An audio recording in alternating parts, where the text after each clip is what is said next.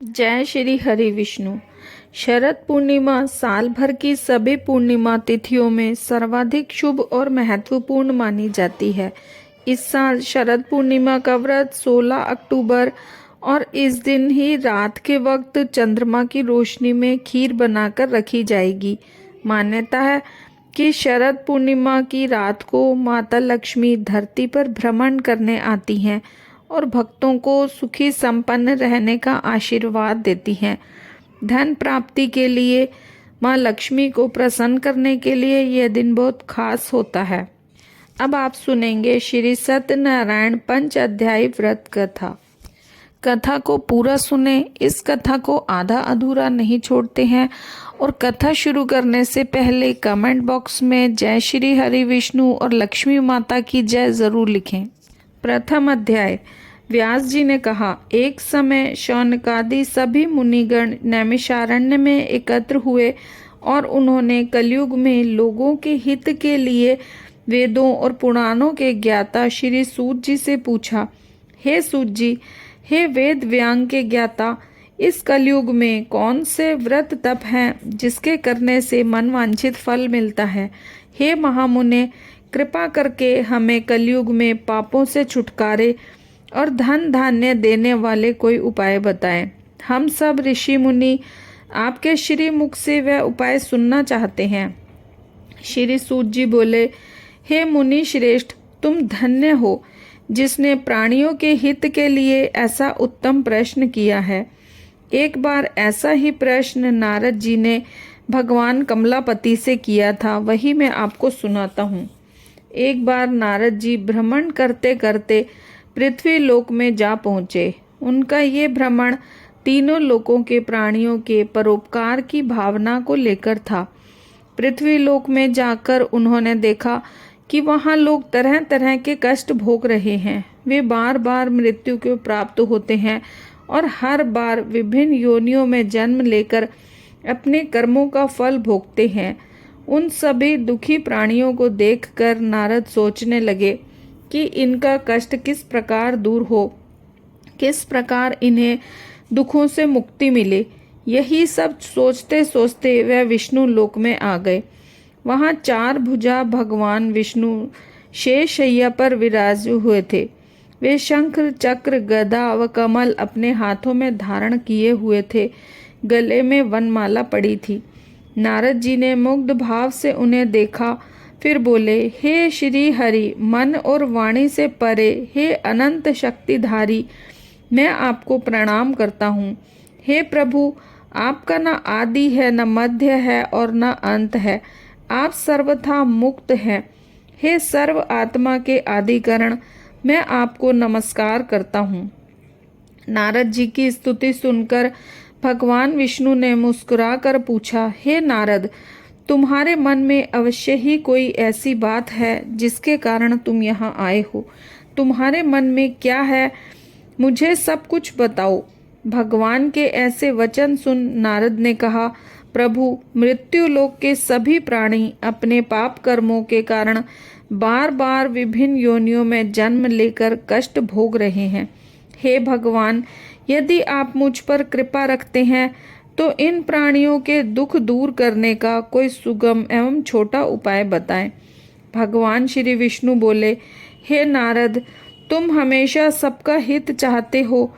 तुम साधु हो। प्राणियों के कल्याण के लिए यह तुमने बड़ा ही उत्तम प्रश्न किया है। मैं तुम्हें बताता हूँ कि किस व्रत को करने से व्यक्ति मोह से छूट जाता है।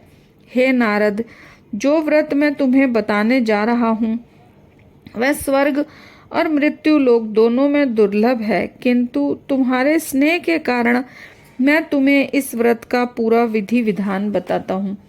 हे नारद, भगवान सत्यनारायण का विधि पूर्वक व्रत करने से तत्काल ही सुख प्राप्त होता है और अंत में प्राणी मोक्ष का अधिकारी हो जाता है।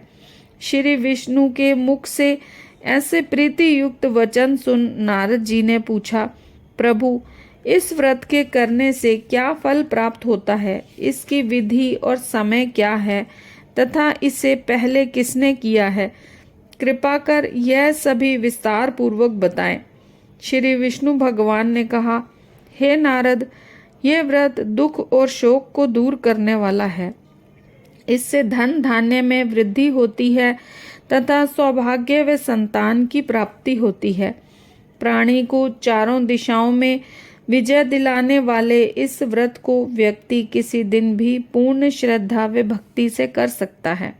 सायंकाल धर्म में पूरी आस्था रखते हुए बंधु बांधवों सहित किसी ब्राह्मण के सहयोग से भगवान श्री सत्यनारायण जी का पूजन करना चाहिए। सवाया प्रसाद बनाना चाहिए। प्रसाद में केले का फल, घी, दूध व गेहूं का आटा लेना चाहिए। यदि गेहूं का आटा उपलब्ध न हो तो चावल का आटा लें और उसमें शक्कर के स्थान पर गुड़ मिला लें। ये सब मिलाकर सवाया बना नैवेद्य भगवान को अर्पण करें। इसके बाद कथा सुन प्रसाद ग्रहण करना चाहिए तथा ब्राह्मणों को दक्षिणा देनी चाहिए। बंधु बांधवों सहित ब्राह्मणों को भोजन करा स्वयं भी भोजन करना चाहिए।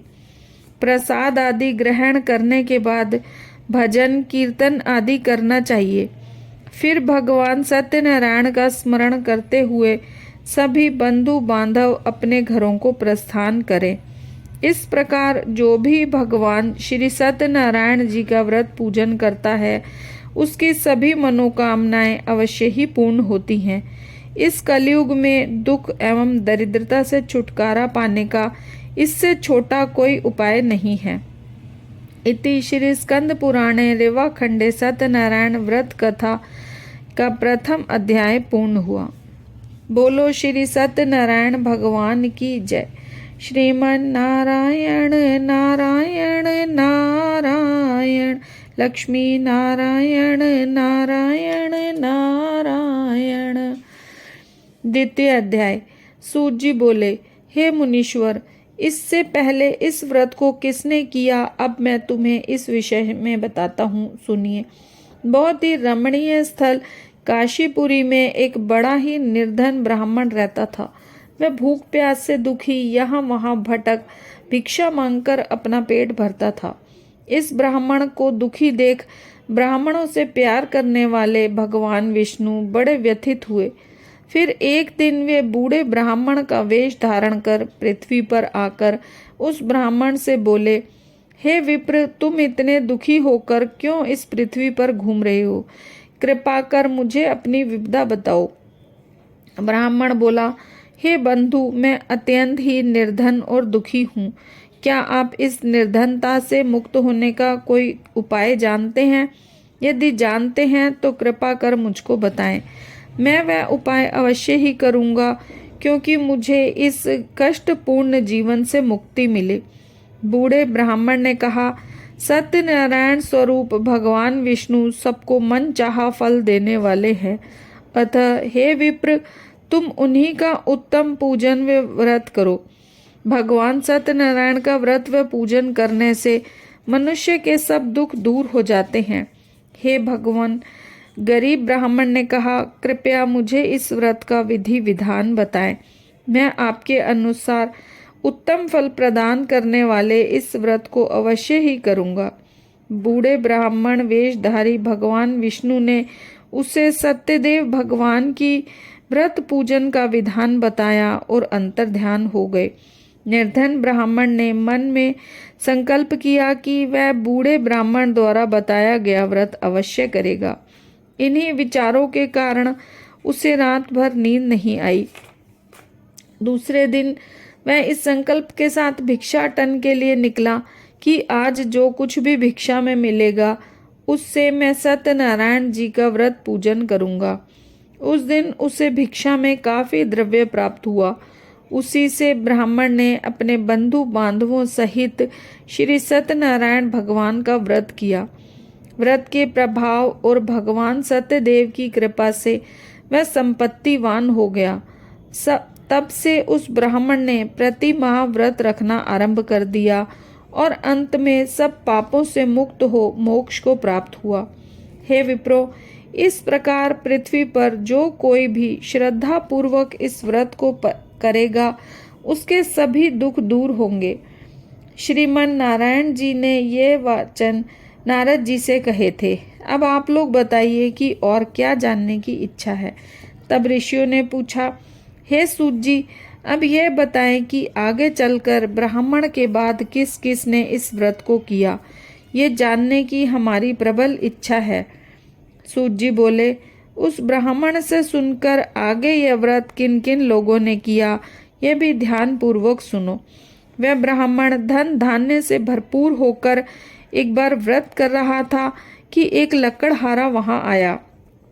लकड़ी का बोझ बाहर रखकर वह प्यास बुझाने के उद्देश्य से ब्राह्मण के घर गया। वहां उसने ब्राह्मण को देखा जो अपने बंधु बांधवों सहित श्री सत्यनारायण का व्रत और पूजन कर रहा था। वह सब देख लकड़हारे को बड़ी उत्सुकता हुई। उसने ब्राह्मण को प्रणाम करके पूछा, हे प्रभु, हे ब्राह्मण देव, आप ये किसका पूजन कर रहे हैं और इस पूजन से क्या फल मिलता है? कृपा कर मुझे विस्तार से बताएं।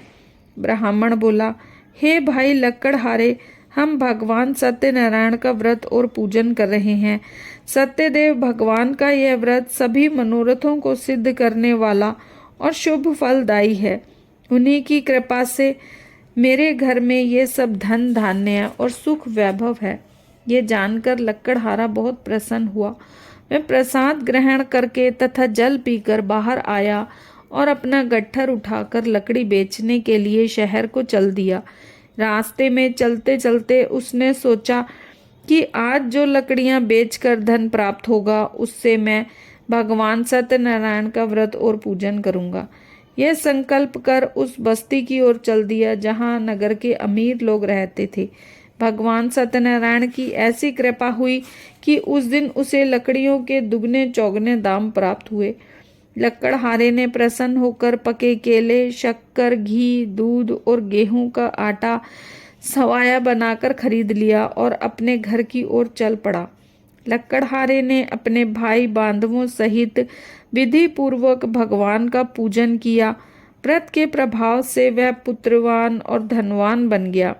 इस लोक में चिरकाल तक सुख भोगकर अंत में भगवान सत्यनारायण की कृपा से उनके लोक में चला गया।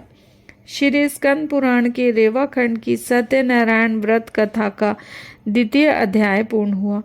बोलो सत्यनारायण भगवान की जय। श्रीमन नारायण नारायण नारायण, लक्ष्मी नारायण नारायण नारायण। 3वां अध्याय। सूत जी बोले, हे मुनियों, अब मैं इसके आगे की कथा सुनाता हूँ, ध्यान पूर्वक सुनो। पूर्व काल में उल्का मुख नाम का एक बुद्धिमान राजा था। वह बड़ा ही जितेंद्रिय एवं सत्यवादी था। वह नित्य प्रति मंदिरों आदि में जाकर ब्राह्मणों को दान दक्षिणा देकर प्रसन्न रखता था। उसकी रानी बड़ी पतिव्रता और सुमुखी थी। एक बार वे राजा रानी भद्रशिला नदी के तट पर भगवान सत्यनारायण का व्रत कर रहे थे। उसी समय साधु नामक एक वैश्य धन धान्य से भरी अपनी नौका लेकर वहां पहुंचा। साधु वैश्य ने नाव को किनारे पर लगाकर व्रत पूजन में व्यस्त राजा रानी को देखा। फिर उनके निकट जाकर विनय पूर्वक राजा से बोला, हे राजन, आप इतने भक्ति भाव से किस देवता का पूजन कर रहे हैं? कृपा कर यह सब वृतांत मुझे बताएं। राजा उसकी विनय सुनकर बोला, हे वैश्य, हम अपने बंधु बांधवों सहित भगवान विष्णु जैसे तेजस्वी भगवान श्री सत्यनारायण जी का व्रत पूजन कर रहे हैं। ये सब हम पुत्र आदि की प्राप्ति के लिए कर रहे हैं। राजा की बात सुन साधु बोला, महाराज, आप कृपा करके मुझे इस व्रत के संबंध में सारा विधान बताएं ताकि मैं भी ये व्रत करूं। मेरे भी कोई संतान नहीं है। क्या इस व्रत के प्रभाव से मेरे संतान हो जाएगी? अवश्य होगी वैश्य। भगवान सत्यदेव किसी को भी निराश नहीं करते। यह कह राजा ने उसे व्रत से संबंधित पूरा विधि विधान बता दिया। सब कुछ जान लेने के बाद वैश्य खुशी खुशी अपने घर चल दिया। घर पहुंचकर उसने अपनी पत्नी लीलावती को सब कुछ बताया। फिर बोला, यदि हमारे घर संतान हुई तो हम भी सत्यनारायण भगवान का व्रत करेंगे। उसकी पत्नी यह सुनकर बहुत प्रसन्न हुई। इस प्रकार दिन गुजरने लगे और कुछ समय बाद लीलावती गर्भवती हो गई। 10वें माह में उसने एक सुंदर कन्या को जन्म दिया। ये कन्या चंद्रकला की भांति दिनों दिन बढ़ने लगी। इस कन्या का नाम कलावती रखा गया। एक दिन लीलावती ने अपने पति से कहा, स्वामी, आपने कहा था कि जब हमारे संतान उत्पन्न हो जाएगी तब आप भगवान सत्यनारायण का व्रत पूजन करेंगे। अब आप अपने संकल्प के अनुसार ये कार्य क्यों नहीं करते? साधु बोला, प्रिय, हम कन्या के विवाह के समय ये व्रत कर लेंगे।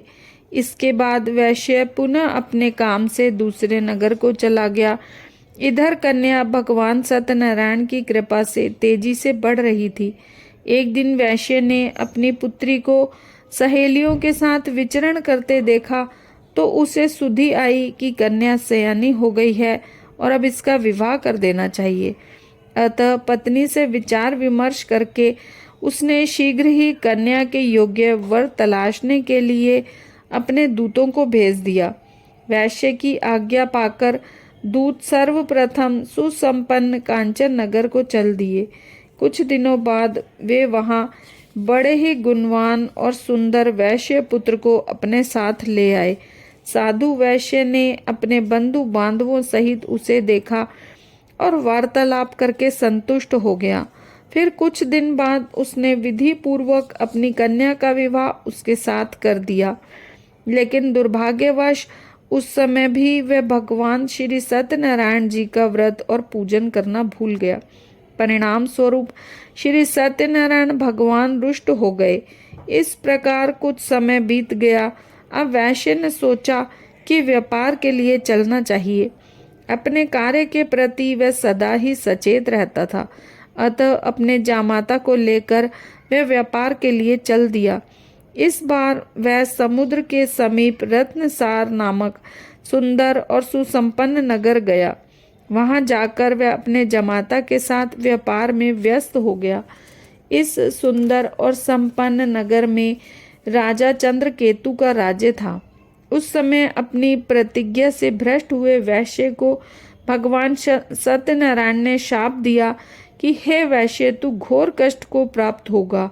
एक दिन राजा की संपत्ति चुराकर एक चोर वहां गया जहां साधु वैश्य और उसका जमाता ठहरे हुए थे।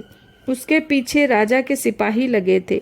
अतः डर के मारे राजा का चुराया हुआ धन वहीं छोड़ दिया और आलोप हो गया।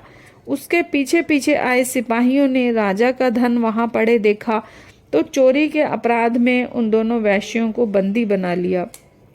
हर्षित होकर सिपाहियों ने जाकर राजा को बताया, महाराज, राजमहल में चोरी करने वाले 2 चोरों को हम पकड़ लाए हैं। आप देखकर आज्ञा दें। राजा ने बिना कुछ देखे भाले विचार किए आज्ञा दी कि उन दोनों को बंदी गृह में डाल दिया जाए। भगवान श्री सत्यनारायण जी की माया से किसी ने भी उनकी बात नहीं सुनी। राजा चंद्रकेतु की आज्ञा से उसका सारा धन भी छीन लिया गया। उधर भगवान के शाप के कारण वैश्य की पत्नी भी दुखी हो गई। उसके घर की सारी संपत्ति चोर ले गए। वह शरीर से रुग्ण और चिंतित अवस्था में अन्न के लिए घर घर भटकने लगी। पहनने ओढ़ने की क्या कहें, घर में खाने को अन्न का दाना तक नहीं रहा। ऐसा ही हाल उसकी पुत्री कलावती का भी था। एक दिन भूखी प्यासी कलावती एक ब्राह्मण के यहाँ गई जहाँ उसने भगवान सत्यनारायण जी का व्रत व पूजन होते देखा।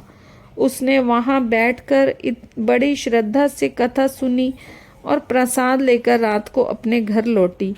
घर आने पर उसकी माँ ने पूछा, बेटी, इतनी रात गए तू कहाँ थी? तेरे मन में क्या है?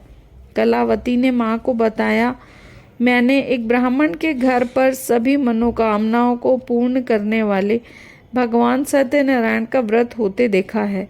मैं भी वहीं थी और श्रद्धा पूर्वक कथा श्रवण कर रही थी। कन्या की बात सुनकर वैश्य की पत्नी को तत्काल स्मरण हो आया कि उसके पति ने व्रत करने का संकल्प लिया था, किंतु आज तक व्रत नहीं किया। उसने सोचा कि संभव है इसीलिए हम पर ये कष्ट आ गए हों। ये सोचकर उसने तत्काल निर्णय लिया कि अपनी पुत्री के साथ वह भी इस व्रत को करेगी। दूसरे दिन लीलावती ने बंधु बांधवों के साथ व्रत किया और भगवान सत्यदेव से प्रार्थना करने लगी कि उसके पति व जमाता शीघ्र लौट आए और प्रभु सत्यनारायण उसके अपराधों को क्षमा करें। लीलावती द्वारा किए गए व्रत और उसकी प्रार्थना को सुन भगवान सत्यदेव प्रसन्न हो गए। उसी रात उन्होंने स्वप्न में राजा चंद्रकेतु को दर्शन देकर आज्ञा दी कि हे राजा, सवेरा होते ही उन दोनों वैश्यों को मुक्त कर दे तथा उनका छीना हुआ धन भी लौटा दे। यदि ऐसा नहीं करेगा तो मैं धन और पुत्रों सहित तेरे राज्य का नाश कर दूंगा। इतना कह भगवान अंतर्ध्यान हो गए। सुबह राजा की आँख खुली तो उसने सभी सभासदों को अपने स्वप्न के विषय में बताया। फिर आदेश दिया कि चोरी के अपराध में बंदी उन वैश्यों को तत्काल छोड़ दिया जाए और हमारे समक्ष लाया जाए। सिपाही आदर सहित उन दोनों को राजा के समक्ष ले आए। दोनों ने नम्रता से राजा को नमस्कार किया। वे डर रहे थे कि राजा न जाने अब क्या आज्ञा दे दे, लेकिन उन्हें देख बड़े ही आदर भाव से राजा ने कहा, भगवान ने आपको कष्ट दिया है किंतु अब डरने की कोई बात नहीं। यह कह राजा ने बेड़ियां कटवाकर उनकी हजामत वगैरह बनवाई और गहनों वस्त्रों से उन्हें अलंकृत कर उनकी प्रशंसा की। उनका जो भी धन छीना था उससे दुगना देकर उन्हें विदा किया। दोनों ने राजा को प्रणाम किया तथा धन लेकर खुशी खुशी अपने घर को चल दिए। श्री स्कंद पुराण के रेवा खंड की सत्यनारायण व्रत कथा का 3रा अध्याय पूर्ण हुआ। बोलो सत्यनारायण भगवान की जय। श्रीमन नारायण नारायण नारायण, लक्ष्मी नारायण नारायण नारायण। 4th अध्याय। सूत जी बोले, इस प्रकार साधु नामक वैश्य मंगल स्मरण करके और ब्राह्मणों को दक्षिणा आदि देकर अपने घर चल दिया।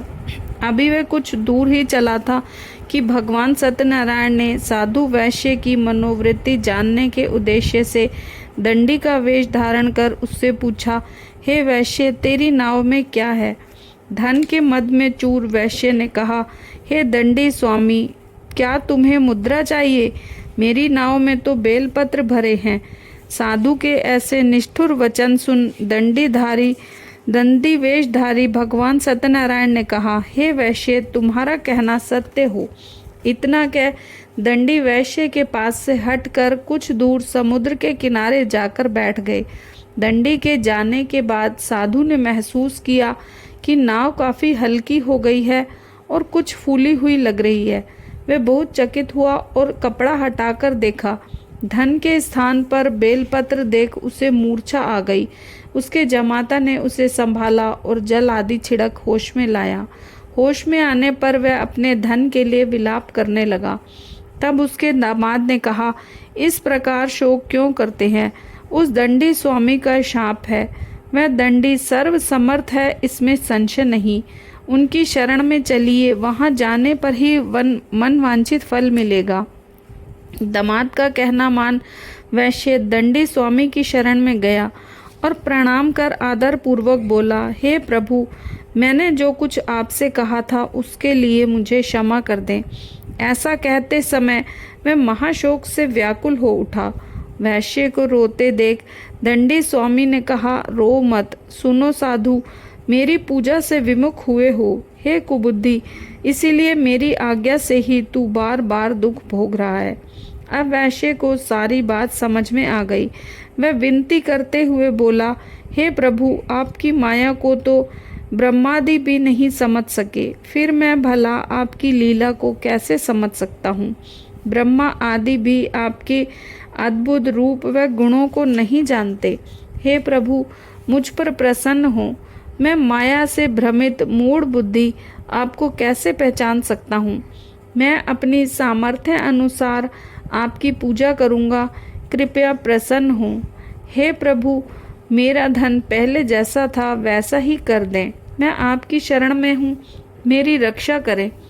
वैश्य के ऐसे भक्ति युक्त वचनों को सुनकर भगवान सत्यनारायण प्रसन्न हुए और वैश्य को मन चाहा वरदान देकर अंतर्ध्यान हो गए। तब वैश्य अपनी नाव पर आया तो उसने उसे धन से भरी पाया। वह बोला, भगवान सत्यदेव की कृपा से मेरी मनोकामना पूर्ण हुई। फिर उसने अपने जमाता और साथियों सहित भगवान सत्यनारायण की पूजा की। भगवान सत्यदेव की कृपा पा साधु बहुत प्रसन्न हुआ। फिर नाव द्वारा अपने देश को चल दिया। अपने नगर के तट पर पहुंचकर उसने एक दूत को अपने घर भेजा। दूत ने साधु वैश्य के घर जाकर बताया कि आपके पति व जमाता सकुशल लौट आए हैं। यह जानकर वैश्य की पत्नी लीलावती अति प्रसन्न हुई। उस समय वह अपनी पुत्री के साथ भगवान सत्यनारायण की कथा व पूजन कर रही थी। कथा समाप्त कर उसने प्रसाद ग्रहण किया और अपनी पुत्री से बोली, बेटी मैं जाकर तेरे पिता को देखती हूँ, तू प्रसाद आदि ग्रहण करके आ जाना। कहकर वह चली गई। कन्या ने काम समाप्त किया और बिना प्रसाद व चरणामृत लिए वह भी अपने पति से मिलने चल दी। प्रसाद ग्रहण न करके वह पति के पास पहुंची। इस प्रकार प्रसाद का अपमान करते देख भगवान सत्यदेव रुष्ट हो गए। उन्होंने उसके पति तथा धन से भरी नाव को जल में डुबो दिया। यह देखकर कन्या को बहुत दुख हुआ और वह चक्कर खाकर भूमि पर गिर पड़ी। नाव को डूबते तथा कन्या को मूर्छित देख साधु को बड़ा आश्चर्य हुआ। मल्लाह भी अचरज करने लगे। लीलावती बेटी की ऐसी हालत देखकर बड़ी व्याकुल हुई और अपने पति से बोली, हे स्वामी, नाव सहित जमाता कहाँ और कैसे गायब हो गए? मुझे तो लगता है कि ये अवश्य ही किसी देवता का कोप है।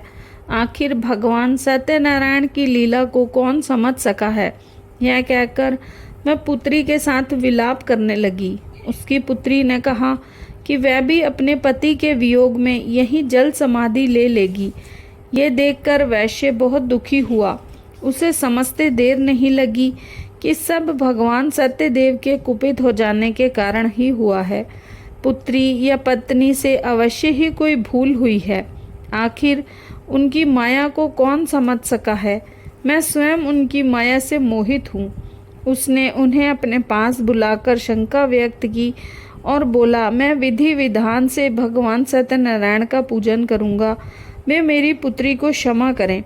मैं बार बार भगवान से क्षमा याचना करने लगा तो भगवान सत्यदेव उस पर प्रसन्न हो गए। तभी भविष्यवाणी हुई, हे साधु, तेरी पुत्री मेरा प्रसाद छोड़कर अपने पति को देखने आई थी। इसी कारण इसका पति नौका सहित अदृश्य हो गया है। यदि यह घर जाकर प्रसाद ग्रहण करके आए तो इसका पति इसे अवश्य ही मिल जाएगा, इसमें कोई संशय नहीं। वैश्य की पुत्री ने भी यह भविष्यवाणी सुनी। वह तत्काल घर गई और प्रसाद ग्रहण किया। जब कन्या लौटकर आई तो उसका पति सही सलामत वहां उपस्थित था। यह देखकर वह बहुत प्रसन्न हुई और पिता से बोली, हे पिताजी, अब घर को चलिए, अब क्या देर है। हे बेटी, हम भगवान सत्यदेव का पूजन करना है। कहकर साधु ने सबके साथ मिलकर भगवान सत्यनारायण की कथा व पूजन किया। फिर अपने बंधु बांधवों व जमाता सहित घर आ गया।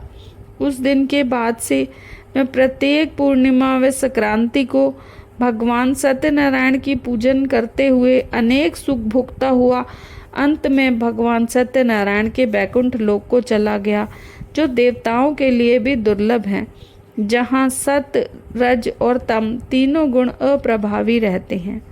इस श्री स्कंद पुराण के रेवा खंड की सत्यनारायण व्रत कथा का 4th अध्याय पूर्ण हुआ। बोलो सत्यनारायण भगवान की जय। श्रीमन नारायण नारायण नारायण, लक्ष्मी नारायण नारायण नारायण। 5th अध्याय। सूत जी ने कहा, हे मुनिगणों सुनो, अब मैं तुम्हें इसके आगे की कथा सुनाता हूँ। तुंगध्वज नामक एक राजा था जो अपनी प्रजा को संतान की भांति पालन करता था, किंतु भगवान सत्यनारायण का प्रसाद न लेने से उसे भी बहुत दुख उठाने पड़े थे। एक दिन राजा शिकार खेलने के लिए वन में गया, जहाँ उसने बहुत से जीवों का शिकार किया। वहीं एक वट वृक्ष के नीचे उसने कुछ ग्वालों को भगवान सत्यनारायण का पूजन करते देखा, किंतु गर्व के कारण न तो वह पूजन स्थल तक गया और न ही भगवान को प्रणाम किया। फिर भी गोप ग्वाले प्रसाद लेकर राजा के पास गए। प्रसाद राजा के समीप रखकर वे पूजन स्थल को लौट आए। राजा ने प्रसाद की ओर देखा ही नहीं, जिसके कारण उसे बड़ा ही दुख भोगना पड़ा। उसके 100 पुत्र, धन धान्य व राज्य सभी कुछ नष्ट हो गए। अतः राजा वहीं पहुंचा जहां भगवान सत्यदेव का पूजन हो रहा था। वहां जाकर राजा ने ग्वाल बालों के संग भगवान सत्यनारायण का पूजन किया और क्षमा याचना की। इससे भगवान सत्यनारायण प्रसन्न हो गए। उनकी कृपा से उसे पुत्र आदि सब पुण्य प्राप्त हुआ। फिर जीवन में सुख भोग कर अंत में वह भगवान सत्यनारायण के लोक को चला गया। इस परम दुर्लभ सत्यनारायण व्रत को जो भी धारण करता है और इसकी फलदायी कथा को भक्ति पूर्वक सुनता है, उसे श्री सत्यनारायण की कृपा से भरपूर धन धान्य आदि प्राप्त होते हैं। दरिद्र धन पाते हैं, बंदी बंधनों से मुक्त हो जाते हैं, भयग्रस्त का भय मिट जाता है। यह निसंदेह सत्य है। इस कथा व व्रत के प्रभाव से व्यक्ति जीवन भर सुख भोग कर अंत में सत्य लोक को पाता है। हे विप्रो, यह मैंने सत्यनारायण व्रत की कथा कही। इसके प्रभाव से व्यक्ति सब बंधनों से मुक्त हो जाता है। यह व्रत पूजन कलयुग में विशेष फलदायी है। भगवान सत्यनारायण अलग अलग समय में अलग रूप धरकर अपने भक्तों को सुख पहुंचाते हैं। कोई उन्हें काल कहता है, कोई ईश्वर, कोई सत्यदेव तो कोई सत्यनारायण। अनेक रूप धरकर भी वे मन चाहा फल देने वाले हैं। कलयुग में सत्य व्रत रूपी सनातन ही होंगे। सभी को मन चाहा फल देने के लिए भगवान विष्णु ने सत्यनारायण का रूप धर लिया है। हे मुनिगण, जो इस कथा का नित्य पाठ करेंगे अथवा सुनेंगे, श्री सत्यनारायण की कृपा से उनके समस्त पाप नष्ट हो जाएंगे। सूत जी बोले, हे मुनीश्वरों, जिन्होंने सत्यनारायण का व्रत पहले किया था, उनके अगले जन्म की कथा सुनाता हूँ, सुनो। महान बुद्धिमान शतानंद ब्राह्मण सुदामा हुआ और श्री कृष्ण की आराधना कर मोक्ष को प्राप्त हुआ। लकड़ी बेचने वाला लकड़हारा भील गुहराज बना और श्री राम जी की सेवा कर मोक्ष का अधिकारी हुआ। राजा उल्कामुख महाराज दशरथ हुए और श्री रंगनाथ की पूजा कर बैकुंठवासी हुए। साधु नामक वैश्य सत्यव्रत धारी मोरध्वज राजा बना। वह आधा शरीर आरे से चीर कर दान देने के कारण मोक्ष को प्राप्त हुआ। राजा तुंगध्वज स्वयंभू मनु हुए। वे सभी को वैष्णव पथ पर लगा भागवत बना वैकुंठ को गए। श्री स्कंद पुराण के रेवा खंड की सत्यनारायण व्रत कथा का 5वां अध्याय पूर्ण हुआ। बोलो सत्यनारायण भगवान की जय। श्रीमन नारायण नारायण नारायण, लक्ष्मी नारायण नारायण नारायण। श्री सत्यनारायण जी की आरती। जय लक्ष्मी रमणा स्वामी, जय लक्ष्मी रमणा। सत्यनारायण स्वामी जन पातक हरणा। ओम जय लक्ष्मी रमणा। रतन जड़ित सिंहासन, अद्भुत छवि राजे। नारद करत निराजन, घंटा ध्वनि बाजे। ओम जय लक्ष्मी रमणा। प्रगट भई कलि कारण, द्विज को दरस दियो, बूढ़ो ब्राह्मण बनकर कंचन महल कियो। ओम जय लक्ष्मी रमणा, दुर्बल भील कठारो, जिन पर कृपा करी। चंद्रचूड़ एक राजा, तिनकी विपत्ति हरी। ओम जय लक्ष्मी रमणा, वैश्य मनोरथ पायो। श्रद्धा तज दीनी, सो फल भोग्यो प्रभु जी, फिर स्तुति कीनी। ओम जय लक्ष्मी रमणा, भक्ति भाव के कारण छिन छिन रूप धर्यो। श्रद्धा धारण कीनी, तिनको काज सर्यो। ओम जय लक्ष्मी रमणा, ग्वाल बाल संग राजा, वन में भक्ति करी। मन वांछित फल दीनो, दीन दयाल हरि। ओम जय लक्ष्मी रमणा, चढ़त प्रसाद सवायो।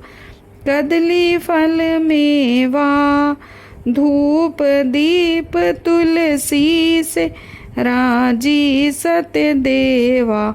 ओम जय लक्ष्मी रमणा, सत्य नारायण जी की आरती जो कोई नर गावे। रिद्धि सिद्धि सुख संपत्ति, सहज रूप पावे। ओम जय लक्ष्मी रमणा।